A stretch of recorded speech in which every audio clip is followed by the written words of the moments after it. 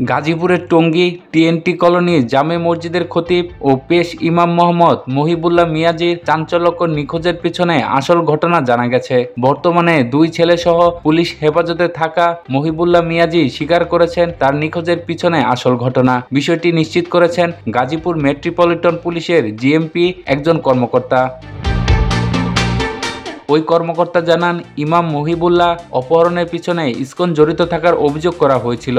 তবে পুলিশের তদন্তে উঠে এসেছে তিনি অপহৃত হননি। শ্যামলী পরিবহন বাসের টিকিট কেটে নিজেই পঞ্চগড় গিয়েছিলেন। তথ্য প্রযুক্তি সহায়তায় এ মামলার তদন্ত করা হয়েছে। এই ঘটনায় ইমাম মহিবুল্লাহর বাসে সহযাত্রী এবং বাসের সুপারভাইজারও পুলিশের হেফাজতে আছেন। তিনি জানান, এরই মধ্যে ইমাম মহিবুল্লাহ পুলিশের কাছে প্রকৃত ঘটনা স্বীকার করেছেন। তার দেওয়া তথ্যের সত্যতা যাচাই বাছাই করা হচ্ছে।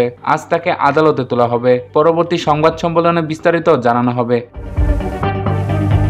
এর আগে গত বুধবার টঙ্গীর বাসা থেকে হাঁটতে বের হয়ে নিখোঁজ হয়েছিলেন তিনি। পরদিন বৃহস্পতিবার সকাল 6:30টার দিকে পঞ্চগড় সদর ইউনিয়নের সীতাগ্রাম হেলিপ্যাড এলাকায় পঞ্চগড় বাংলাবান্ধা মহাসড়কের পাশ থেকে শিকল বাঁধা অবস্থায় তাকে উদ্ধার করা হয়। এই ঘটনায় টঙ্গী পূর্ব থানায় একটি অপহরণ মামলা দায়ের করা হয়েছিল।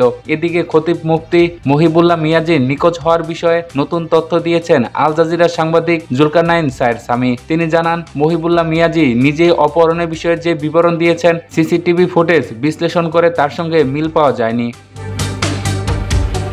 ওই ঘটনার সিসিটিভি ফুটেজ শেয়ার করে সায়ের বলেন, গাজীপুরের টঙ্গী টিএনটি কলোনি জামে মসজিদের খতিব মুফতি মোহাম্মদ মহিবুল্লাহ মিয়াজি দাবি করেছেন, গত 22 অক্টোবর সকাল 7টার দিকে টঙ্গীর সিলমুন axis link CNG filling and conversion সেন্টারের সামনে থেকে তাকে অপহরণ করে একটি অ্যাম্বুলেন্সে তোলা হয়। তবে ওই এলাকার সিসিটিভি ক্যামেরা ফুটেজ পর্যবেক্ষণ করে দেখা যায়, সকাল 6:52 40 সেকেন্ডে তিনি ঘর থেকে বের হন। ঘর থেকে বের হওয়ার সময় তিনি বাম হাতে দরজা খুলে বের হন। পেছনে ফিরে তাকাননি এবং টিনের দরজাটি বন্ধ হয়ে যায়।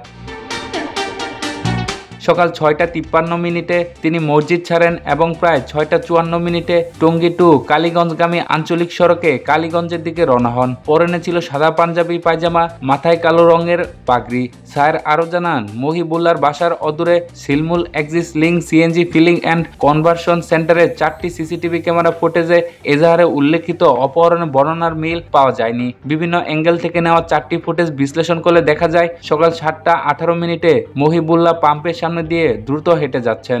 ফিলিং স্টেশনের সামনে একটি অ্যাম্বুলেন্স পথরোধ করে তাকে অপহরণের যে দাবিটি করা হয়েছে, সিসিটিভি ফুটেজে এরকম কোনো ঘটনা দেখা যায়নি, বরং তাকে একাই দ্রুত গতিতে হেঁটে যেতে দেখা গেছে। সামনে সেতুর উপরে পুলিশের স্থাপন করা সিসিটিভি ক্যামেরার ফুটেজ দেখা যায় মহিবুল্লাহ একাই হাঁটছেন। অথচ এজাহারে তিনি উল্লেখ করেছেন, ফিলিং স্টেশনের সামনে তাকে অপহরণ করা হয়। 6:54 এলাকা থেকে রওনা হয়ে তিনি প্রায় 2 কিলোমিটার দূরে ফিলিং স্টেশনে পৌঁছান সকাল 7:18।